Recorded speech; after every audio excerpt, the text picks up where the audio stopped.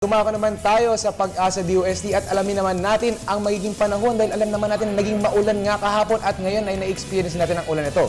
Ket Harry, bigyan mo naman kami ng update sa aming i-expect today. Alright, magandang umaga sa iyo, Sandro. Yes, isang ang update ang aming ibabahagi sa inyong lahat dyan sa Good Morning Boss at syempre sa ating mga kababayan. Dahil nga po ngayong umaga, maulan nga po yung sinalubong nating panahon. Dahil nga po yan sa tinatawag nating low pressure na kasalukuyang nasa loob po ng ating bansa. At para nga naman maliwanagan tayo sa mga dapat asahan sa lagay ng ating panahon ngayong araw ng Lunes, makakasama po natin si Pag-asa Weather Forecaster Jory Lois. Good morning, Mr. Lois. Yes, magandang umaga, Harry, at sa lahat ng taga-subaybay ng PTV4 at Panahon TV. Alright, Mr. Lois, isa na naman panibagong low pressure area o LPA ang ating sinalubong ngayon ng araw ng Lunes. Sa ngayon ba, ano po ba yung latest hinggil sa nasabing sama ng panahon? Actually, kahapon, nasa 1,090 kilometers east siya ng Luzon, or particularly sa may Balera, Aurora. At ngayon, nasa 750 kilometers east siya ng Kasiguran, Aurora. So almost tumakbo siya ng west-northwest at papalapit na nga sa ating bansa. Pero hindi natin inaasahan na tatama ito sa alimang bahagi natin bansa. Medyo tataas kasi ito. It's either patungo siyang Batanes or patungo na naman sa Southern Japan. Alright, Mr. Lois, mataas po ba yung probability na maging bagyo ang nasabing low pressure area? Ano po ba yung kondisyon dito? Favorable po ba kagaya halimbawa ng kanyang sea surface temperature at iba pang mga bagay?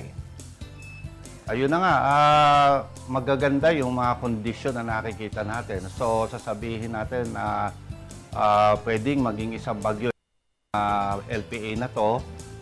Tinignan natin itong vertical wind shear, merong weak to moderate vertical wind shear. Yung sea surface temperature naman, almost sa buong taon, favorable naman sa pagbuo ng isang bagyo, maliban lang kung may El Nino. So yung mga ibang condition pa, okay naman. Kaya lang sa ngayon, ang nakikita natin, mahina pa yung kanyang maximum sustained winds o yung hangin sa gitna, kaya hindi pa natin siya makonsider na isang bagyo. Alright, mga kababayan, narinig po natin si Pag-asa Weather Forecaster Jory Lois.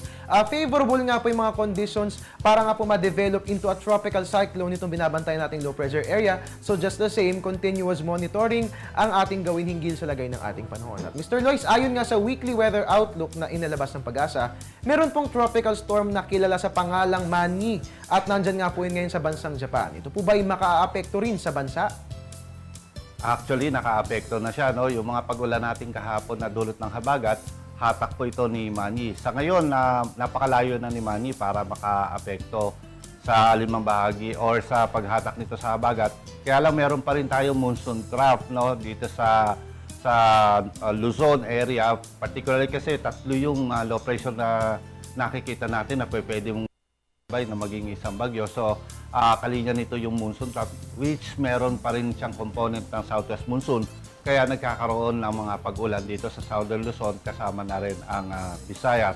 At pag naging isang bagyo nga itong LPA na nasa east ng Luzon, ito na yung ngayon yung maghahatak ng habagat. At dahil po rito, pwede natin sabihin na magdedire-diretso po yung mga pag-ulan dito sa Metro Manila once na naging bagyo itong LPA na to. Naku mga kababayan, atin po narinig si Pag-asa Weather Forecaster Jory Lois. Patuloy po natin bantayan ang lagay ng ating panahon at kasabay ng ating pagmomonitor sa lagay ng ating weather, dapat iba yung pag-iingat din ang ating gawin. At Mr. Lois, sa pag-iral nga po nitong hanging habagat sa bansa ngayong araw, inaasahang magiging maulan nga po ang kalakhang bahagi ng ating bansa, kabilang po ang Metro Manila. Sa kasalukuyan ba may itinaas na po ba tayong rainfall warning signals? Saang lugar po ito naka-apekto? Dito sa Metro Manila, wala pong rainfall advisory. Kasi po, nakita natin ng mga past hours na light to moderate lang yung mga naging pag-ulan dito sa Metro Manila, kasama na dyan ng Bulacan. Pero dito po sa may Zambales, Bataan, Cavite, dyan po nakataas yung rainfall advisory. So wala siyang kulay dahil ang kulay lang para sa Metro Manila. Pero kung titingnan natin, halos kaparehas na rin ng yellow advisory yung pinalabas dito sa yung pinaka-latest na pinalabas ng Pag-asa na apektado nga itong Zambales, Bataan at Cavite. Alright mga kababayan, atin po narinig si Pag-asa Weather Forecaster Jory Loy. Sa mga kababayan po natin sa nabanggit na lugar, mag-ingat po tayo dyan dahil nga po malalakas ang mga mararanasan nating pag-ulan at magpapatuloy pa yan for the next hours. Maraming salamat po, Mr. Jory Loy, sa inyong ibinahagi impormasyon. Last few reminders para sa ating mga kababayan, especially sa mga tatamaan po ng maulang panahon. Yun, bago po kayo umalis ng bahay, lalo po dito sa Metro Manila, at doon po sa lahat ng nasa under rainfall forecast na inaasahan magkakaroon ng hindi lamang light to moderate, doon po sa mga occasionally heavy rains na apektado yung mga areas na yon, magdala po ng pananggalang ng payong. Sinasabi po namin na ang mga pagulan ito ay magtatagal itong buong araw na ito at maaaring sa mga susunod na araw pa.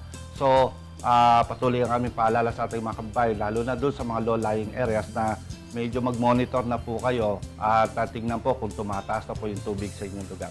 Alright, maraming salamat po Mr. Lois. Mga kababayan, atin nga pong nakasama si Pag-asa Weather Forecaster Jory Lois na siyang nagbigay sa atin ng update hinggil sa mga dapat asahan sa lagay ng ating panahon ngayong araw na Lunes, September 16. At yan po muna ang latest mula rito sa Pag-asa DOST. Mga kababayan, antabayanan po ang susunod kong weather updates mamaya po yung alas 8:30 ng umaga. Dito lamang po yan sa Good Morning Boss sa Telebisyon ng Bayan. At your service ang inyong weatherman, Harry Bayona, nagpapaalalang tiwala lang. May tamang panahon ng bawat pagkakataon. At ngayon naman, balikan po natin ang Good Morning Boss Barkada. Diyan po yan sa studio. Okay, maraming salamat kay pakasama natin dyan sa Pag-asa.